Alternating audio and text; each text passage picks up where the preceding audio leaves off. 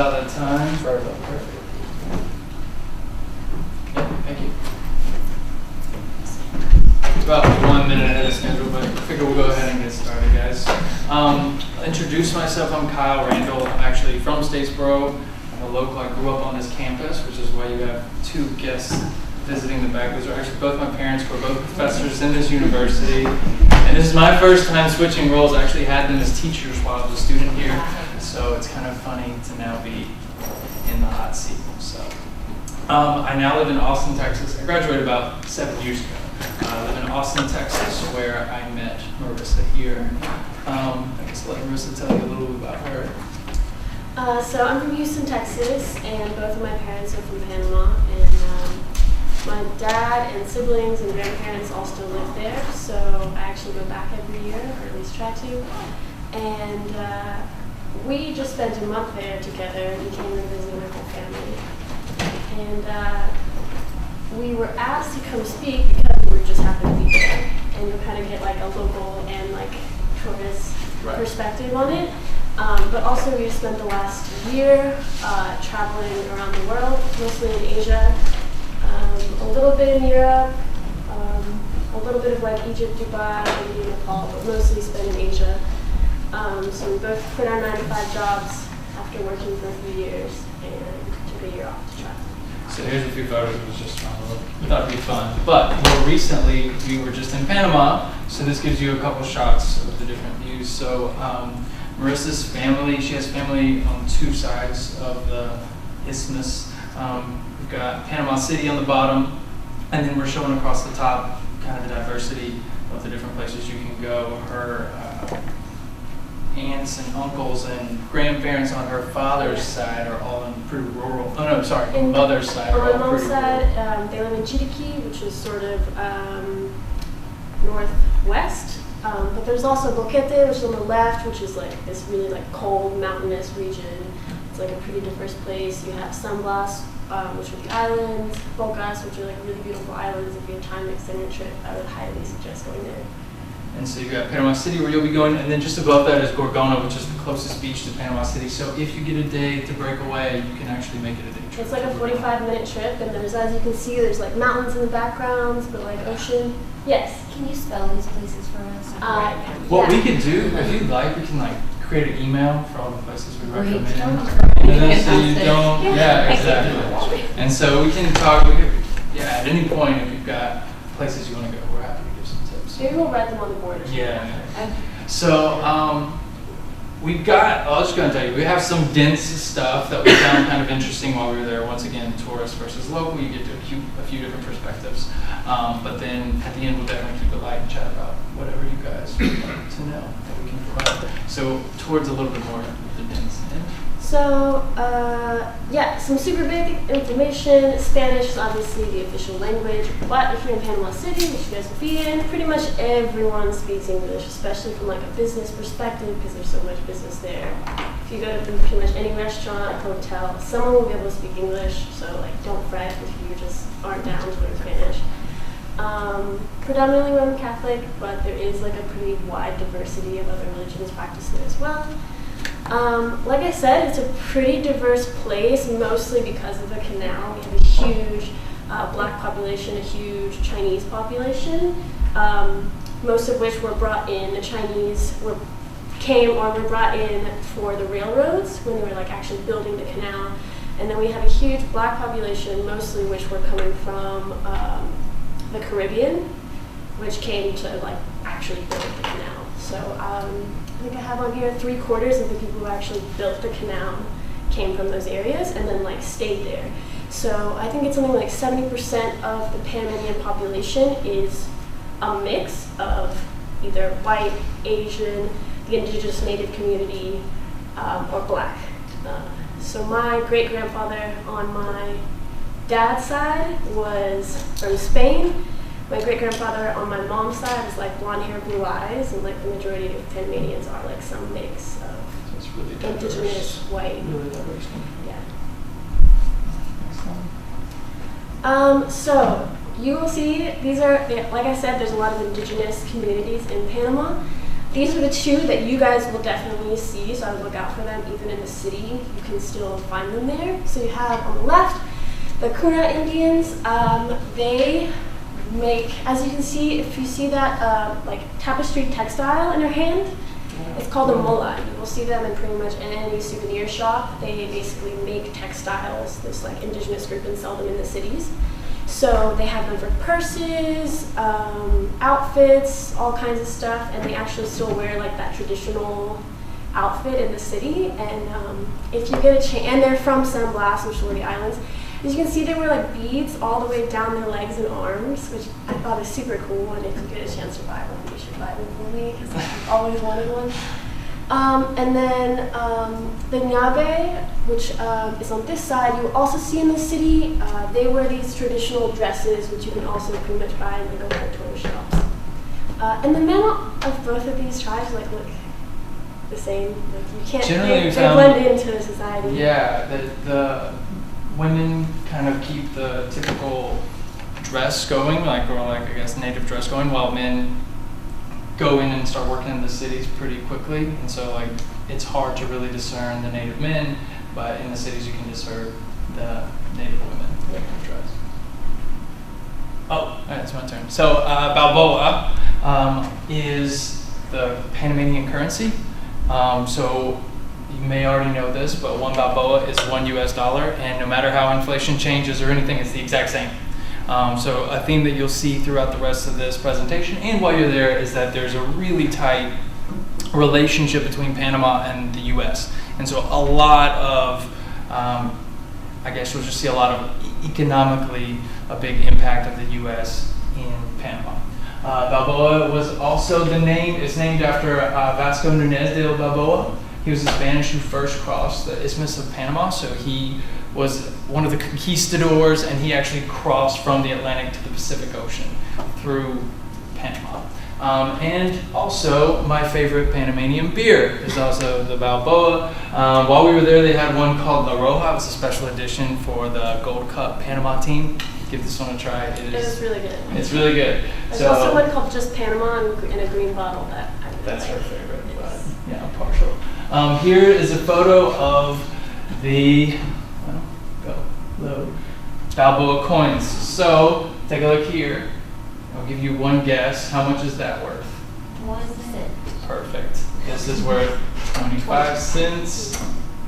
5 cents, and they're literally the exact same size and weight. Quarters, nickels, dimes, and pennies, they're the same color, except they do have different figures on them. So it is really hard to get that confused as an American. In terms of cash, see the similarities? You will not actually see this though. We never saw a Balboan dollar. This is not real. They just use US dollars. I Googled it, I don't know if that's real. You will never see the actual paper money. You will just see the cash. I'm sure it's real, but you just never use it. So you can go with, so really there's just like Balboa cents and then American dollars. But like if you pay for something in American dollars, they will give you back American or Panamanian cents. They sort of like intermingle them. Yeah, you can use quarters and nickels and dimes too. Yeah, you can still use like American coins. Right. So that makes money conversion. So it's really like they have double the coins. Simple. So bit dense here. You're going to learn a lot about the canal. So I'm going to talk very briefly over a few things that I found super interesting. And I know you're going to go through the museum, so I'm going to point out a few things that I learned speaking to some of the locals while we were there. So the Panama Canal is obviously huge importance to the United States as well as Panama itself. But it started in the late 1800s with the French, and they failed. So they spent about 15 years out there and just lost tens of thousands of people because of malaria and yellow fever. And at the time, nobody knew what was going on. Why are people getting sick and dropping dead? They were checking the food, they were checking the water, they couldn't figure it out. They went bankrupt. So in the early 1900s, US came down, it was like 1903, they came down. And at the time, there was a lot going on politically with Panama wanting to break away from Colombia and become, I guess, independent. So the US shows up with a couple large warships, puts them on either side of Panama and says, Panama's independent. And Colombia's upset, they come up north and then they see the warships and like, okay, I guess Panama's independent. So there wasn't even a battle. They just handed Panama, to declare that they were like their own sovereign state. or sovereign country.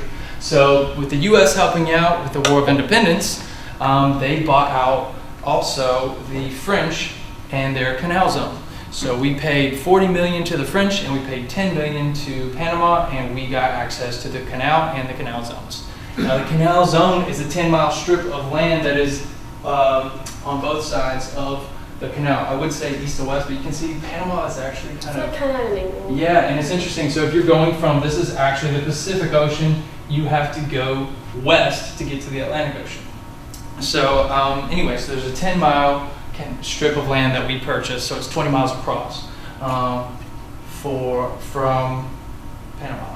And so that's great for the U.S., and it's not amazing for Panama because, we'll get to it, you'll see in this next slide,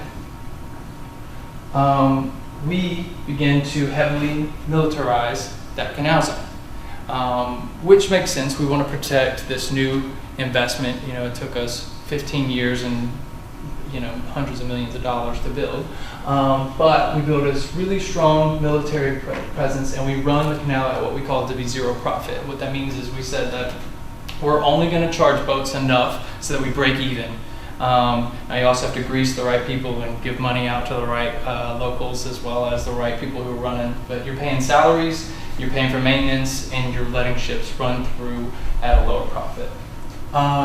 Things mostly go well, and President Jimmy Carter in 1977 tells Panama that, you know what, we're going to give you this canal land back. So the U.S. have been there for 77 years, almost 75 years, and we've had basically our own territory in Panama. And what's happening is you've got this 10-mile strip that Panamanians can't really cross from east to west. If you have family on the other side, it's not very easy to get there. I mean, they ultimately built a bridge, but I don't know if any of y'all have crossed onto military bases. There's like all sorts of paperwork. There's just a lot of difficulty. It's not really free trade from east to west. And so as a divided country, it really strains politically as well as economically. So Jimmy Carter agrees that in year 2000, so 33 years from now, we'll give you this land back. So in the next 33 years, the U.S. takes out a leader or two, but things are generally okay and everything goes well, and we give them the canal back. So if you jump 16 years later, let me see, did I skip something? So Panama now owns a canal, and they've built a second canal, which is much larger. They had the help of China and Italy, Japan, and the U.S. Everybody throws in money, and they built a canal that could hold ships that could hold about 65% more stuff. More materials or more goods for shipping, and also larger military vessels. So logistics majors, have you heard of the Panamax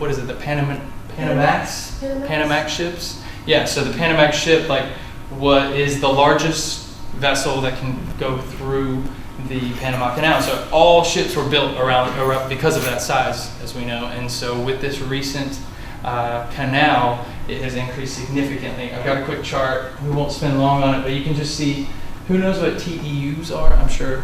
Yeah, can you explain that to us real quick, if you don't mind?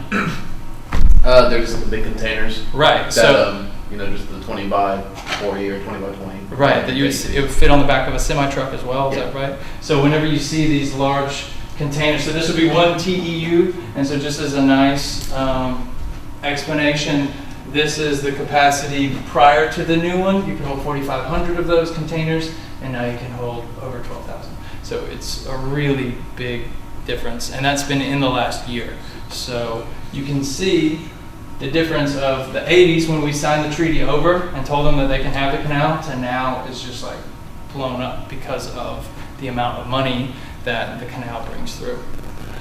So as Panama is recognized the most industrial country in Central America, and because of our example with the larger ships and everything, it's a global impact. Even I know in Savannah right now they're re-dredging the canal. They're not the canal, but the port, to accommodate the new Panamax ships that are going to be much larger. So I think they need to go about 50 feet deeper, and that's happening off of Boston, New York, all along the East Coast and West Coast to accommodate these larger ships.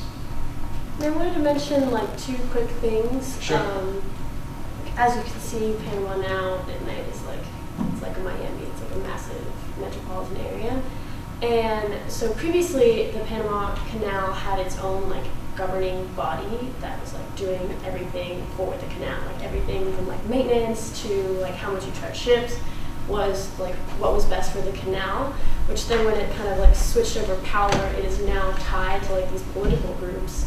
And so my mom always is like that. There's a lot of corruption involved in there because, oh well, China wants to come through with this, so we'll let them do this, or like it's a lot more like because political bodies are now involved in the canal and it's like governing how that sort of led to there being, I don't know, just a lot of conflicts of interest for the Panamanian people, because there's a lot of ways that like this money could be going to actually help the country and people, and sometimes it is and sometimes it's not. Right. And then one more thing I wanted to mention really quick was I think one of the main reasons that the U.S. was so successful in building the canal that the French didn't have was that the French didn't have immunities to yellow fever, whereas since the U.S. had so many like Afro-Caribbean people come in, they did have immunity to yellow fever, because that's what really like knocked out the French.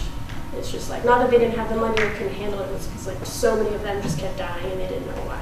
Which also led to them now realizing malaria comes from mosquitoes. So. Yeah, that was actually discovered during the creation. Yeah.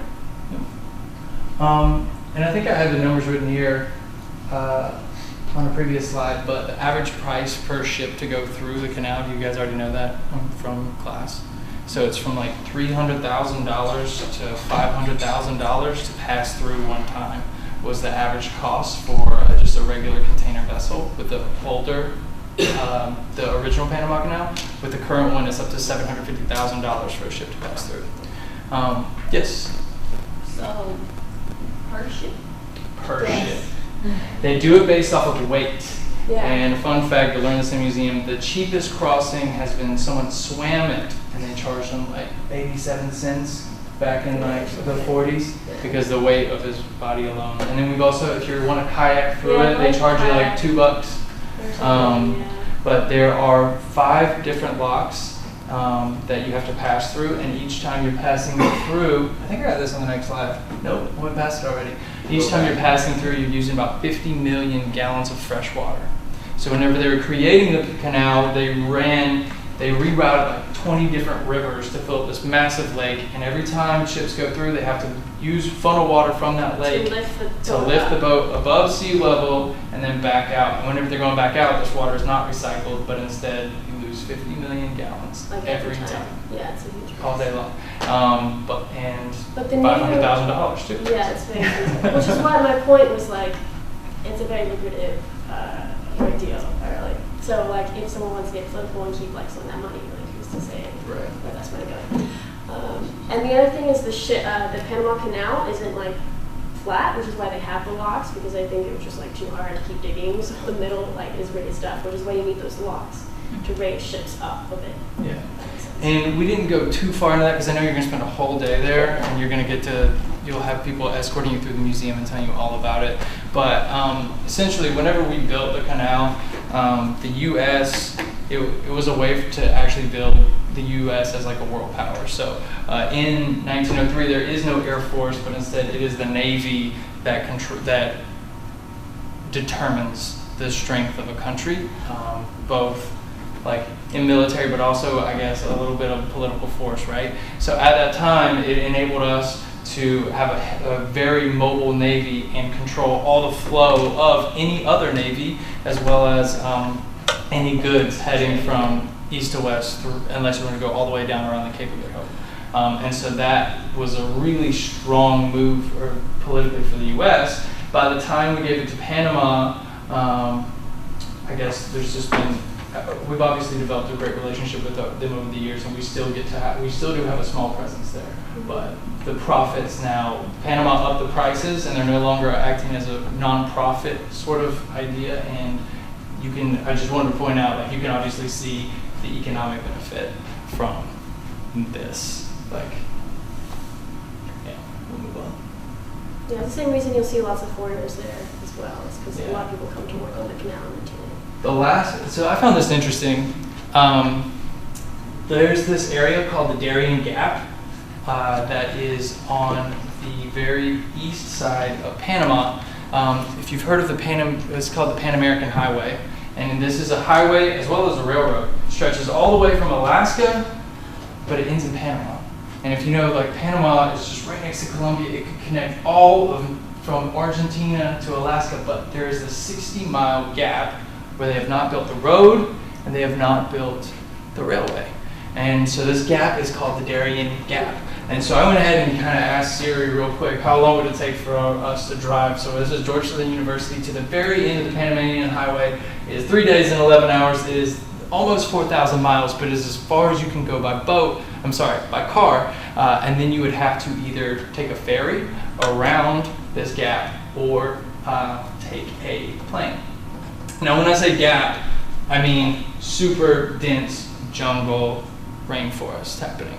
So it's known to be swampy, but it's also hilly, and there's been a couple different political forces that, for instance, Colombia has wanted to build this roadway, but Panama has chosen not to.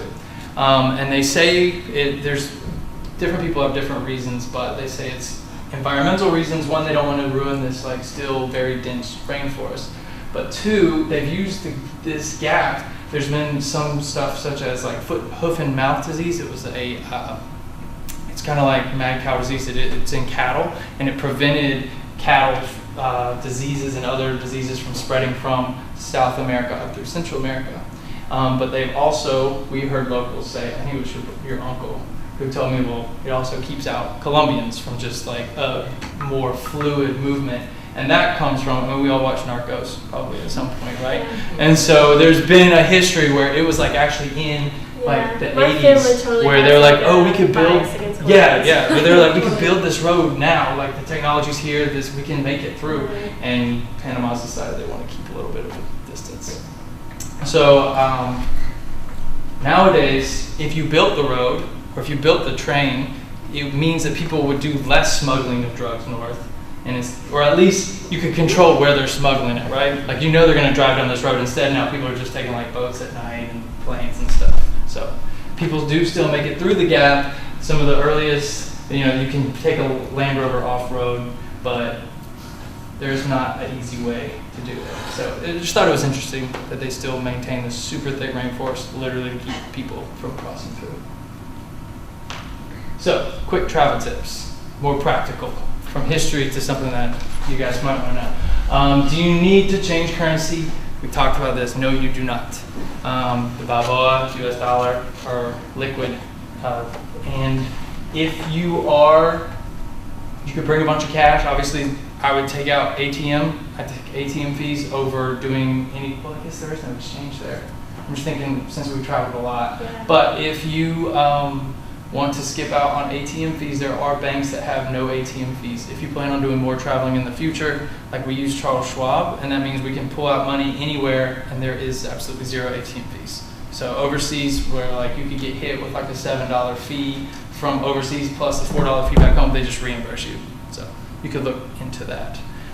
Next, international power outlets and adapters. You do not need one of those. The U.S. has been there for 100 years. They use U.S. outlets. So, and then nextly, if you get pulled over, my suggestion is you just give, when you're bribing a cop, you just do $15 at a time. You don't let them see your whole, wad of dollars. You have a separate pocket that's got 15 bucks, okay? Act like it's all you have, but give them the rest of the money.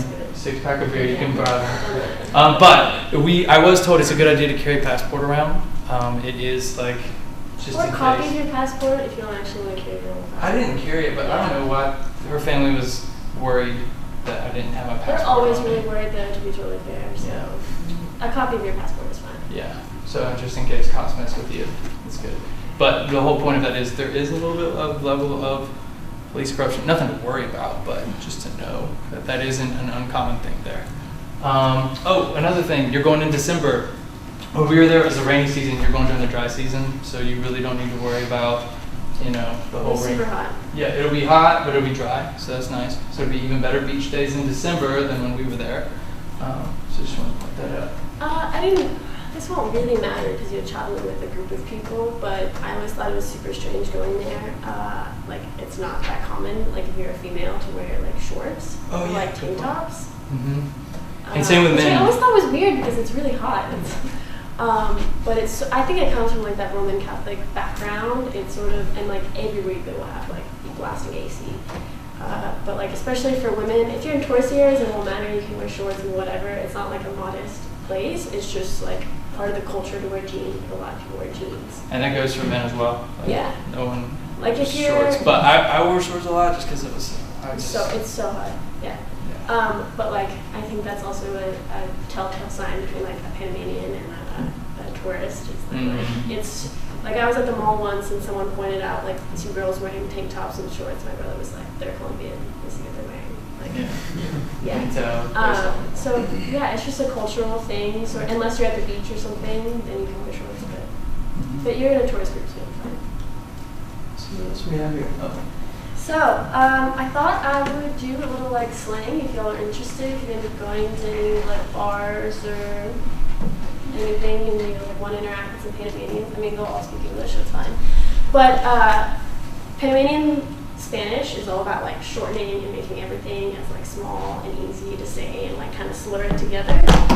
So you pretty much take off the last 2 letters of like any verb or any word you want to say.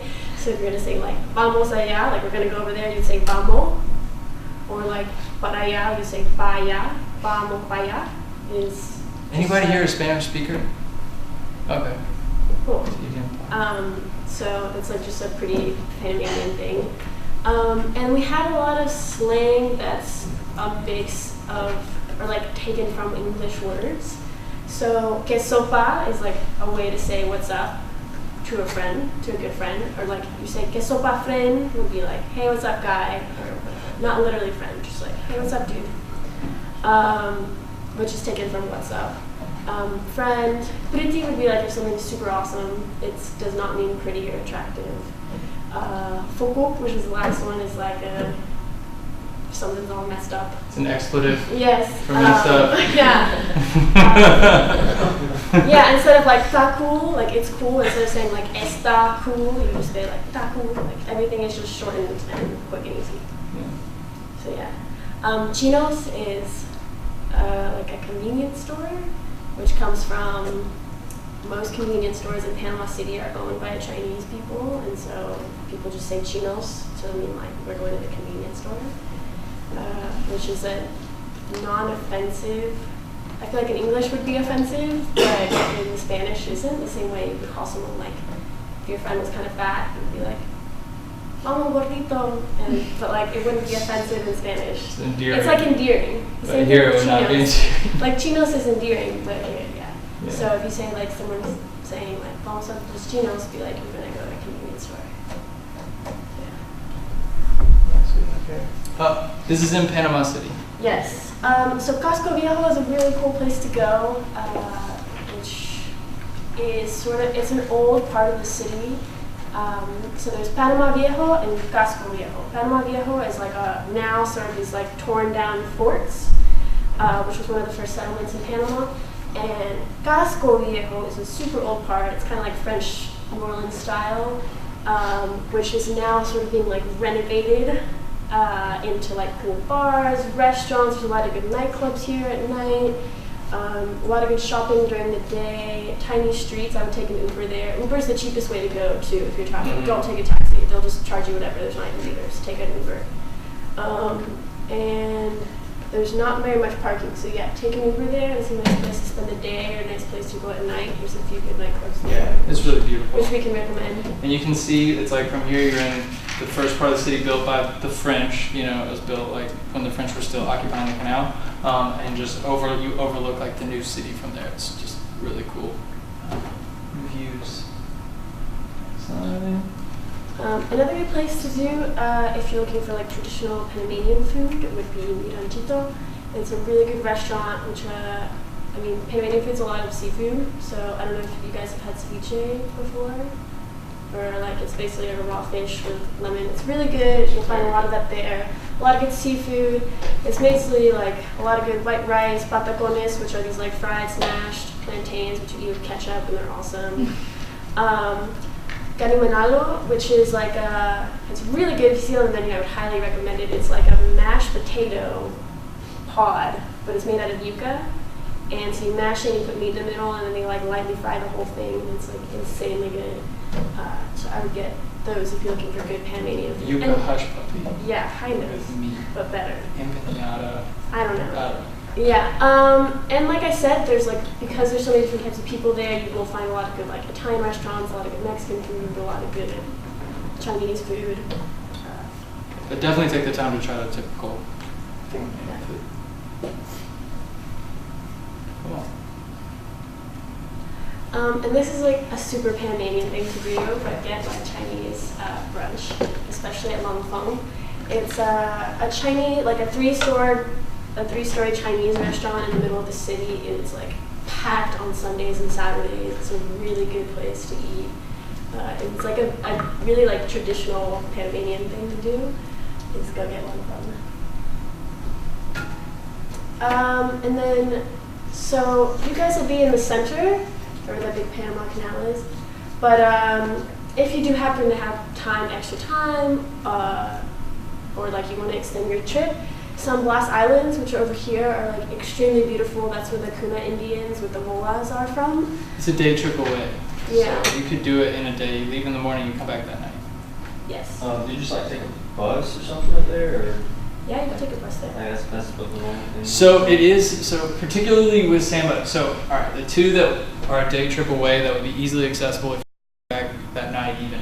So we got Gorgona, which is just over here. And once again, we can email this to Dr. Fletcher, or we could, I'll email it so she can just send it to the group. It makes it easier. But we got Gorgona that is, you can just take a public bus. Yeah. It's 45 minutes from the city. It's got these black volcanic sand beaches. It's gorgeous, and it's not that commercial. No, there's it's not only a that handful of hotels and a handful of big apartment complexes there, so you'll have the beach to yourselves. It's gorgeous. And then the other one, it's that we were mentioning, San Blas, is 2 hours away, and you cannot just take a bus because there is some off-roading and stuff. It's not off-roading, but they don't have it paved. It's not like you can hop on a city bus, but there are tourist groups that you could do a package, and they would shuttle you all out there. And what makes San Blas unique is there is no developments on the islands. They're still just very natural. You know, you got the sand and the trees, and there are like no hotels. It's a proper like island. Like, you have to and you have to like take a boat. So that would be a part of the tourist package. So they would get you to the coast, and everybody hops on a boat, and then you go island hopping for the day. And they'll take you to 2 or 3 of these different islands. If you wanted to stay one night there, you could, but it's very like primitive, like in terms of you're basically camping if you stay out there, because it's like very popular in a nice and like a great way. You know, you get to have the beach it's to really yourself. popular with backpackers, so like it's likely you'd meet probably like other travelers or tourists there. Right. For sure. Same thing with Bocas, which is on the other side, which Focus del Toro. unless you're extending your trip, you won't have time to go to. It's like. Yeah. You have to keep this in 10 mind for when you hours, come back, when you decide to go back to Panama. This is another gorgeous. But it's super area. cool. Boca, it's way more developed, and there's multiple islands, and like, and it has sort of like its own culture. I feel like as opposed to Panama. Well, it's just I found here's the tourist that there was just a lot more jungle and mountains than I expected. Like for some reason, I was expecting like Miami. I thought it was just gonna be flat and kind of overdeveloped. But really, you got like I mentioned, this is like dense rainforest. We got really beautiful tall mountains where it's actually quite cold, like high enough to where it's cold at night. Is, and it's cold. And just it's really not that. As soon as I really suggest if you have a day, like take a ride, kind of a little bit off of the grid, and you'll see quickly it's really gorgeous. You might be able to like pay a taxi or an Uber to drive you all 45 minutes to work on. You could probably get an Uber, yeah. Yeah, like you can get an Uber to take you that far, and then once take you back is another option instead of like paying for a whole like taxi or tourist taxi or something. So I know this is our last slide. Yeah. I guess I've just got a few ideas of a few other tips that I could throw your way, but other than that, we're kind of towards the end of the presentation. If you want to just chat about some different, I don't know if you have any questions, but I do want to point out, have you heard of Maps.me, or does anybody use Google Maps a lot? What I do is while I'm at the hotel or wherever I've got Wi-Fi, I go ahead and search a lot of different places, and if you ever like starred places on Google, it just goes ahead and saves the spot, so that way when you're leaving and you're out of Wi-Fi, you still have the pins dropped, basically. So anytime you're close by, you can easily have the address saved for another Uber ride or something, you know. So I just go ahead and, as I'm doing my research, star all the places I want to go to, and that way when you're close by, you can go. Yeah. No, is that Uber in Panama? Yeah. Yes. And Uber's cheaper than the taxis. Yeah, that's It's cheaper. like, I mean, a 20-minute That's ride's like significant, $4. What? Yeah. So Uber all over the place. Yeah. So, Is there like cell phone service for our phones down there? your mom got international service, didn't she? Yeah, she So what we've done in the past, so I have like, I've collected SIM cards from different countries that have gone around because it's cheaper to just show up. If you've got an iPhone or any new phone, they're all ready for international. You just take your SIM card out, plug one in. I don't know the price in Panama. We thought about getting one, I think for $30. I don't think it was that bad. I think we got one for $40 or something, and it lasted us for calls and texts for like. I think for $30 you'd be set for the week. Yeah. You know what I mean? You just pay $30. That includes buying the SIM card. You would go ahead and prepay for a certain amount of texts, minutes, and data, and you'd be set But for the you week. can find And what I would do places per for group, it. maybe for 12 people, maybe you just have 2 phones, because that way you'd be able to call Uber anytime without having to like go into a coffee shop. But most coffee shops will have Wi-Fi or restaurants, so if you just go in and order one drink, you can call Uber to there if you find yourself without Wi-Fi. Yeah. So we can't call our parents here without that SIM card you're talking about? So I would use You can use Facebook. FaceTime. Or Facebook, FaceTime, or there's also the app WhatsApp is one that's really good for Yeah. international. But if your parents already have Facebook, have you ever made calls on Facebook? So now through Facebook Messenger, you can make a call and it just uses Wi-Fi. So your parents, you just say, hey, get on Facebook at this time. And you can message them all day like you're texting them through the Facebook WhatsApp. Messenger app. And then, like you said, FaceTime, if you have an iPhone, FaceTime does not doesn't use use minutes. data, yeah, it just uses Wi-Fi. So that's a direct call. You know what I mean? If you just call your parent, that will ring just like as long as your parents have an iPhone. Anybody else have any more questions? Yes. Yeah. So as far as attire for girls, I know you mentioned it's predominantly in the Catholic culture, and I know with that, like when I go to church, that's supposed to, like your dress is supposed to be to your knees and you're supposed to cover your shoulders. You said people do tend to walk around in like jeans. Like if you're wearing a skirt, like is there like a scandalous length or anything you need to be worried about? No. Okay. It would just mean that people would know that you're not Panamanian, that's all. But it's not, no one will like look at you weird or do anything like that because they're so used to tourists too that it's fine. It's just something like I always thought was kind of strange growing up that like, I don't know. It just sort of looks like you're going to the beach or you're a tourist or something. But no one will like look at you weird or treat you differently if you're in a skirt or something. Like I could wear this skirt and a tank top and be fine. So. So if I'm going to a nice restaurant, I want to have a drink, how much am I spending? Comparable to here, maybe a little cheaper than here. Cheaper. Cheaper than here. That's all I need. Yeah, food too. Like you're paying. Well, it depends. So if you're going to, like we had Casco Viejo, Casco Viejo would be about what you would expect to pay for something in like Savannah or If it's like a Atlanta. It's like going on River touristy Street. You know what I mean? restaurant, yeah, But yeah. there are places where you can find local food for real cheap. I'm talking like $2-3 meals.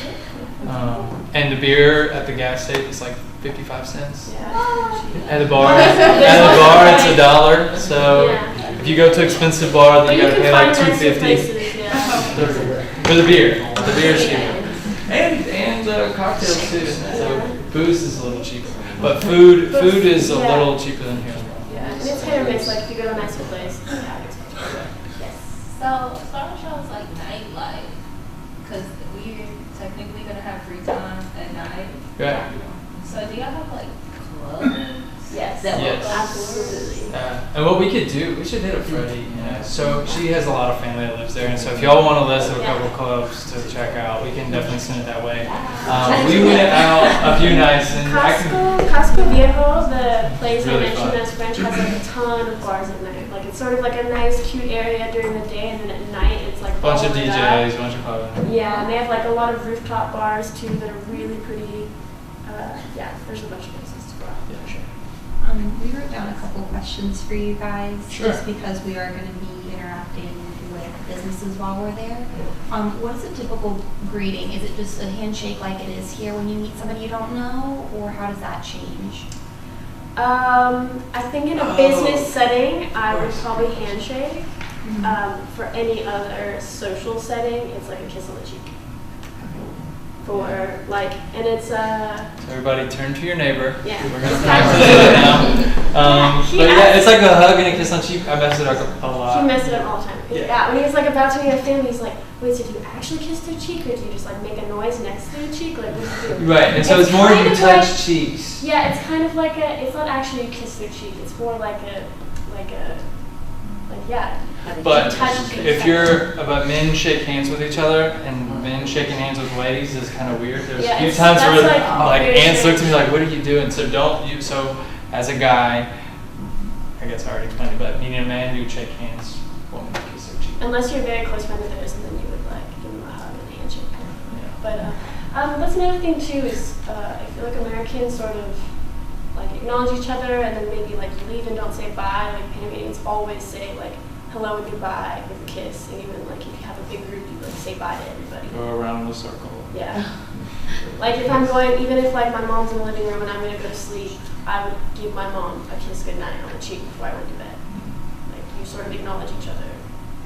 But in a business setting, I'm sure you just shake hands. Handshakes. So, like, for me, it's like 2 kisses on the cheek, like, for my family, but it would be 1 kiss, or? Yeah, it's just one. Kiss. We need to do an example. You go left. Everybody go, just Yeah. go to the left. Yes, you always go left. Yeah. So you should mess that up. I just a few times, yeah, I don't know. I just like go to shake hands and aunts would just laugh at me and they just wouldn't know what was going on. I didn't go to the right when they were going to the left, and we ended up kissing. I didn't have that. But it always seems to be. Yeah, it's always to the left, and it's always like it is kind of like you just make a noise. Just feel it out. Go for what feels natural. Did you have any other ones for us? I have a list, but I don't want to take up. We were really at the end of the presentation, so anything. I think we have 20 minutes. Yeah, there's. Yeah, we have 20 minutes, so if no one else. Sure. Yes. So as far as food goes, is it going to be like a lot of Panamanian food, or is it going to be American food, or is it going to be like a mix? It's a mix. Yeah. It's definitely a mix. A lot of, I guess it would be a lot more rice would be there. Since obviously you're on the coast, a lot of fresh seafood. But even Panamanian food isn't like wildly spicy or anything No, different. it's not like particularly spicy or like. There's not even that many beans. There's like a lot of like meats and. Right. My dad eats a lot of hot dogs. So you will get to. I think you almost. I would go out of my way to try to find more Panamanian typical food, but because while you're in the city, it's going to be. And it's like any other city, like you general. have McDonald's on the Right. corner and Yeah. Dunkin' Donuts. Yes. Okay, so what's y'all's favorite Panamanian, like, dish? I love ceviche. If you've never had ceviche, it's kind of like sushi in the sense it's raw fish with some onions and maybe cucumber. There's cilantro and tomatoes. With some cilantro and some tomatoes, and then they just cover it in enough lemon that the acidity of the lemon actually starts to cook the fish, and so you're eating fish. It's just super. So it doesn't taste that raw because the outside of it's cooked. And some other places like Mexican ceviche, I feel like is more like lemon based, whereas like Panamanian ceviche is like super sauce based. Like the tomatoes are like super chunky, and it's like I feel like it's like a salsa. And you can get it with like shark, apparently. My grandma eats shark all the time. We should try to get in this or one. tuna, or Octopus is shrimp, really or good. octopus, or concus was It's like a conch shell. conch shell. It's like, a- do that one, it's like all black. yeah, it's very livery. It's like Yeah. organic tasting. But so you go I and get a bunch I don't eat the conch shell. yeah, a few different ceviche. That only the concus was livery. Stick to the other ones if you're not into that. But that with just some And it's just served with crackers. crackers, it's very good. That's my favorite. What's your favorite? I really like, it's not even a dish, but I really like yuca. I feel like they cook yuca there very well. You'll see it either like mashed or in fries. Yeah, that and probably like a whole fried fish is like a thing. Like you get some yuca, cut into fries, thick fries, and like a whole fried fish. It's like one of my favorite things. That's very good. But like I said, the spices and flavor profile is actually very similar to American food, so it's not really much of an adjustment at all. It's just different ingredients and food that you would feel is pretty similar. Instead of potatoes, you get yuca. Instead of like. Yuca's awesome. Yes. Try some yuca. It's really good. Do it with ketchup. Yeah. If you like buy something, like I've been places where like you can like barter with people. Is it like a firm price like here? That's a Do you, good like, question. barter with people? I feel like it is more of a firm price there. Well, because, well, it depends, I think guess, if go you to find a market. touristy- Yeah, I think if you go to like a touristy shop that's more like a market, then you might have a little leeway. But if you go to like a proper store, like where molas are, I feel like the general rule of bartering, if they have a price tag set, yeah, if you see a price tag, I think you know that they're not trying to haggle. But there's a lot of places. I don't know if Panama has this. Yeah. And you know what? I feel like maybe you could if you were going to be like, hey, I'm going to buy like 3 of these molas and this dress and this thing. Like, is there any way you can cut me a deal? What's best you get? I feel like maybe you could do that if you're buying in bulk, but most of the places Firm price. Yeah. And we didn't hit that many markets though. Yeah, we didn't Off have of- any touristy stuff. Yeah, so you might find some markets where. But like Casco Viejo, for example, because all those are kind of like turning into nicer stores, like I don't think you're Yeah, able probably to get those markets. Yes. I know you mentioned like some rainforesty type areas. Do they have like zip lining and stuff in those areas? They definitely do. Is it close enough to us? I bet that they have something. I'm sure there's something. Or I'm sure there's some kind of tour where maybe they take you around to like 3 or 4 different places. Because there's some mountains that are very close. Like from Panama City, when you're in Panama City, there's some beautiful hills. So there's going to be some tourist destinations set up for that. So that's something that would be great to look into. I don't know if you guys ever use TripAdvisor. I love TripAdvisor. Like we use that to pick meals and plan stuff all the time. So I imagine you'd be able to find some really good stuff on TripAdvisor. We're staying at the DoubleTree in downtown. If we wanted to extend our stay, I know staying at the DoubleTree will not be in my budget. So is there like a hotel chain or something you'd recommend that might be more in line with a college budget to stay an extra 2 or 3 nights? Should I do would a stay in a hostel. Hostel. Yeah. There's a hostel if you like are into.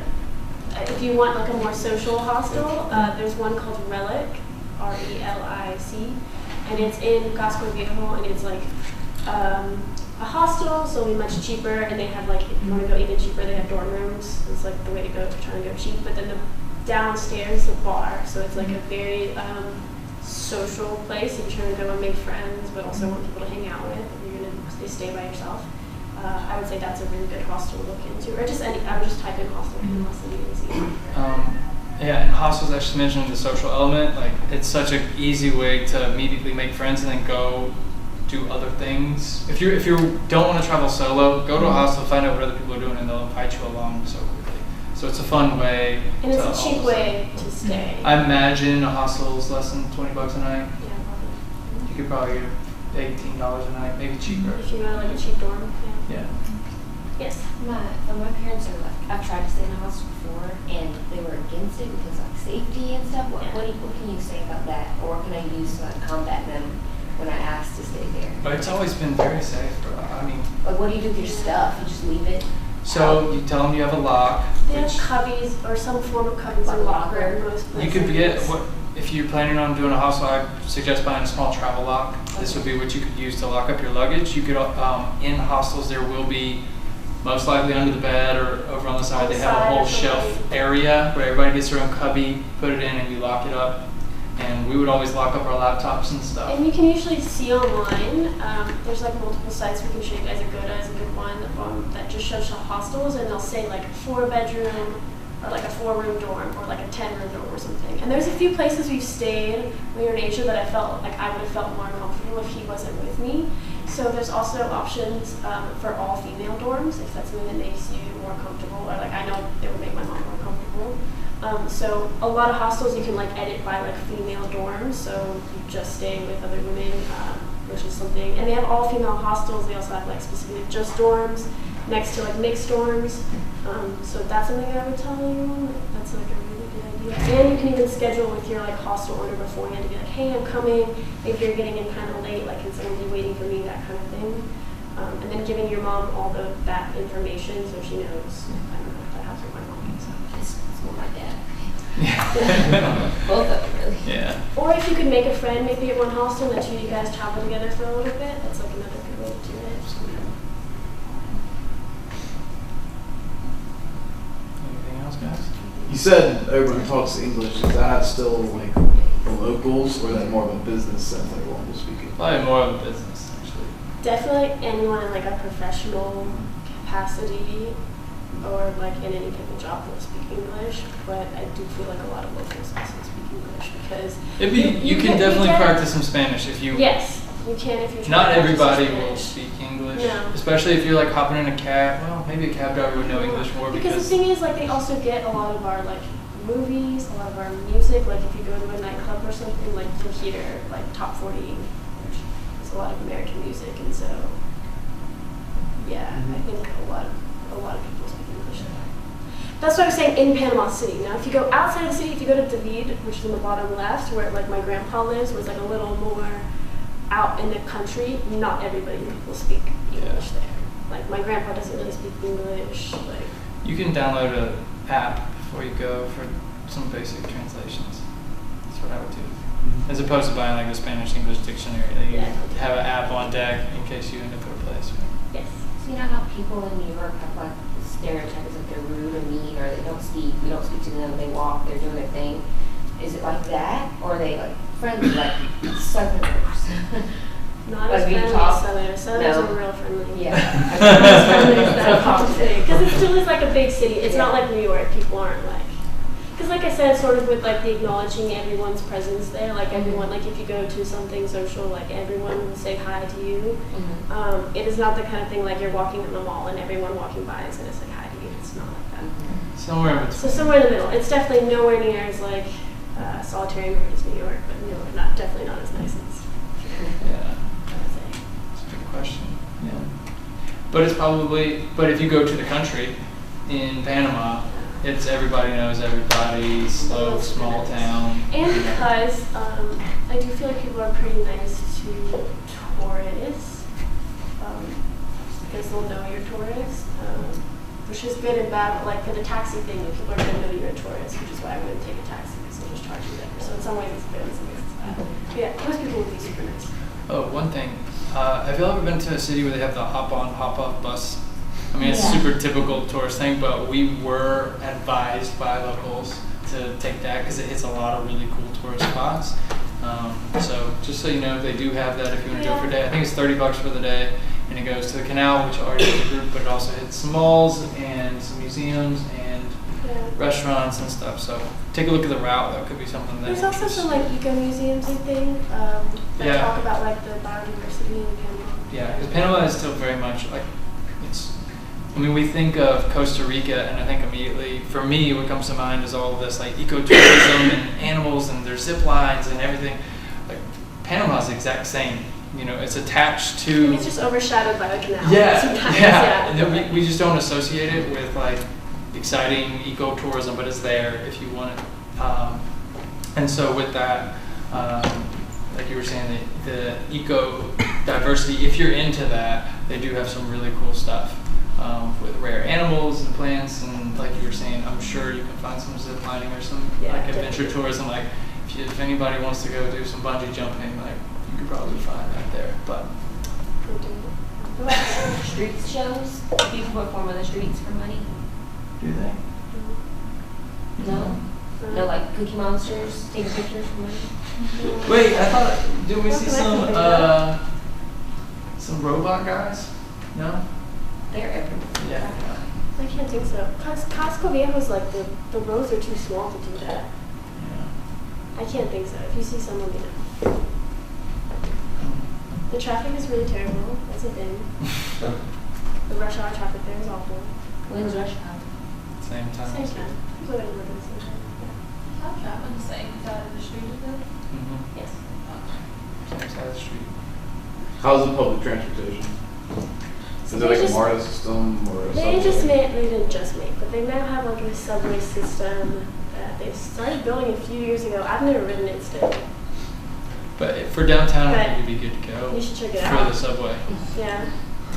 And for further off, once again, Uber's really cheap. Yes. So It's usually the way to go. you're But talking yes, 30-minute they do drive have is an underground $5, metro. $6. If you've got 2 people in the car, you're paying $2 each, $3 each. So if you're going a longer distance. And the buses, I feel like the buses, they do have good buses and transportation, but they don't aggressively fight the traffic. Like yeah, and so like I don't know if it's really worth it if you don't speak Spanish to like try and figure it all out. And you can just maybe like the easiest way would be to take an Uber. But yes, they have tons of buses and like the underground and metro. explore the subway. Yeah, you should check it out.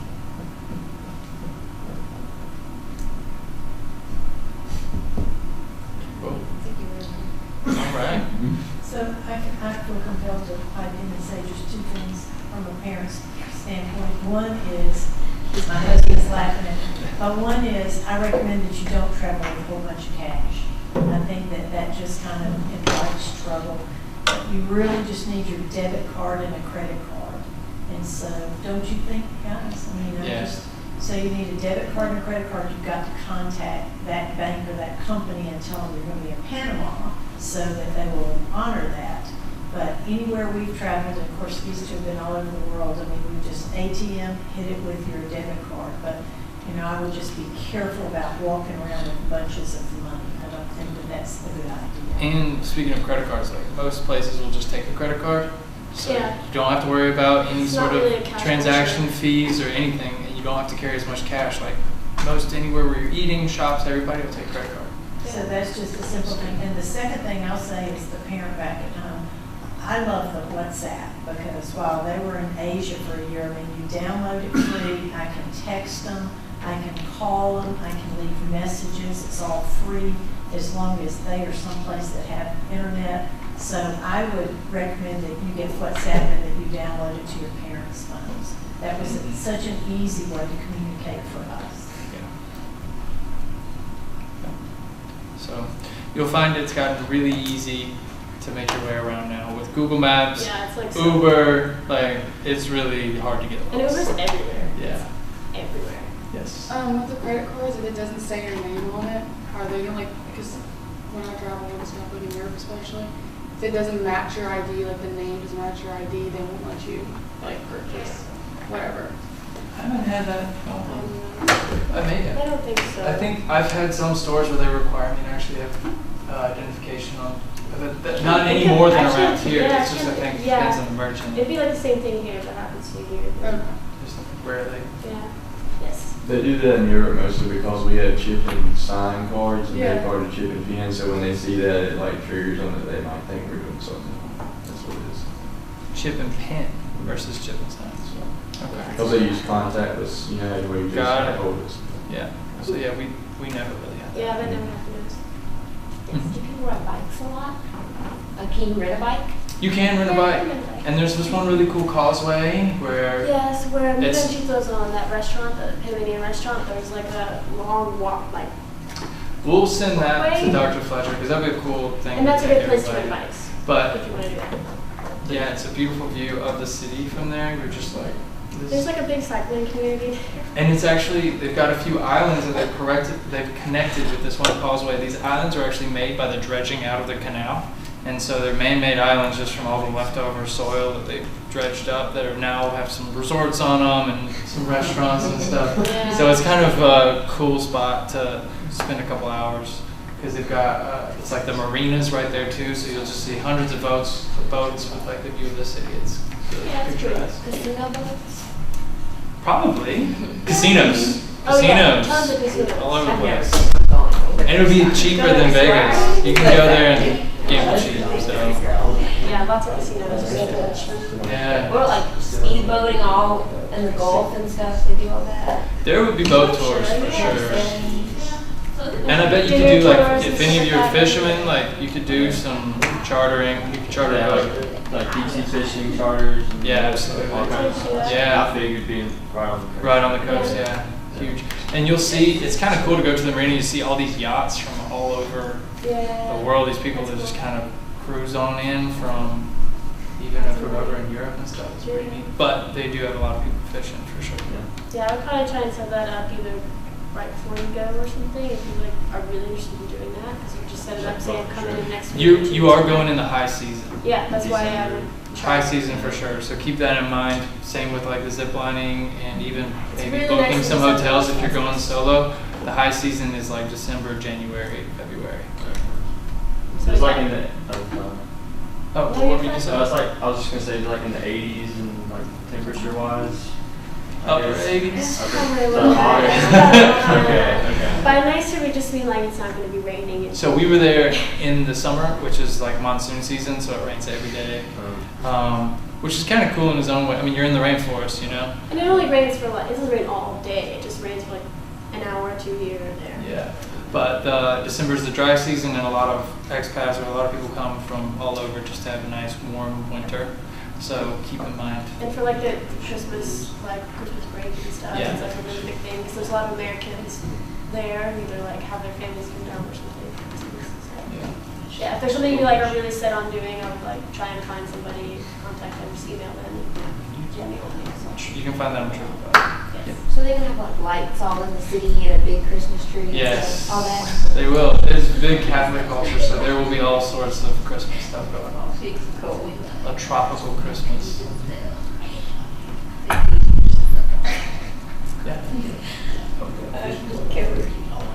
Sounds like Florida. Yeah, it's what it'll be like. Anything else, guys? Any places to like stay away from, like if you hear a certain name or a certain part of town? You know what I mean? I think it'd be hard for you to find that much trouble. Yeah. I don't think it's not like a. Not a lot of crime.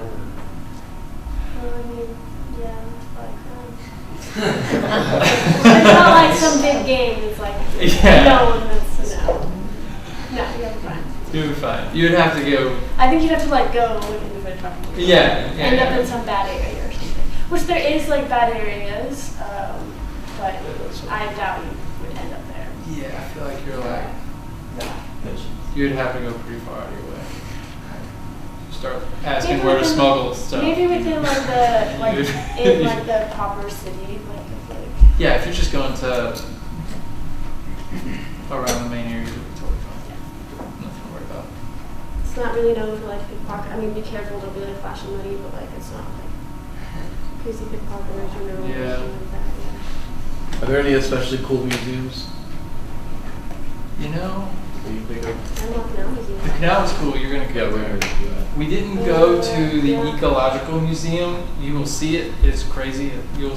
Yeah, dude. It's, I, in hindsight, wish I went just because it is pretty. I think it would be pretty interesting. yeah, is that the one that's like different colors? It looks like a water park. Yeah, it looks like a water. You'll see it. The Ecological Museum, I think, would be neat. But I don't know. What you got? I don't know. I don't really like. They do have an aquarium and stuff, but if you're into that, there's an aquarium.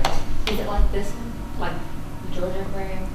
Yeah, probably smaller than Atlanta. I mean, Atlanta's But you'll see the same thing. nationally. Yeah. I think you see pretty much the same thing. I think it'd be cool. I don't know, like soccer season or anything like that is happening, but I would look that up. See if you could catch like a soccer game there. It would be pretty exciting. We were there during the Gold Cup, and everybody was really Super excited. fun. So that would be fun. I would look into that. Or I wonder what other professional sports are big. Soccer. They go down the street a lot. Do we see many? That's I think definitely sauce. I think that's hard to find in the city, just Yeah. because it's so condensed. Like if you go out into Chiriquí, I feel like Then you that's- will, That's more definitely. likely, but in the city, I think you'll find a harder time. But there are like a bunch of indoor courts or like even courts in Yeah. the city. We were And remember that there's school that had all the Mhm. teams playing. Yeah, and there's like this big, I don't even know what to call it. You'll see it in the middle of the city where they've like made all this space for like people to go running and hiking, all these machines. So you see a lot of people working out in the middle of the city, but like I can't think of. And they have like tennis courts there, which is like right in the middle of the city. But I don't know if they have a soccer. You'll see plenty of soccer fields, but like she was saying, more of the pickup games and stuff will probably be out of Panama City. Yeah.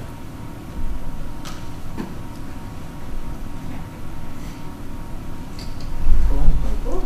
Well, Thanks for having us. yeah, I hope y'all enjoy your trip. If you get a chance, I think you'll be, check out one of the beaches, or if you're extending your trip, check out some hostels. It's a lot of fun to start backpacking around a little bit. Speaking of which, there is no need to like bring a backpack. Since it'll be really easy and accessible to just pull some luggage. I wouldn't invest in like a new backpack unless you already have one. Yeah, that's it. That's what we got. We'll send the email to Dr. Fletcher with some of the different places and restaurants that we recommended. And if you have any questions, she's got my email and stuff. So cool. Thank you. All right, guys. Well.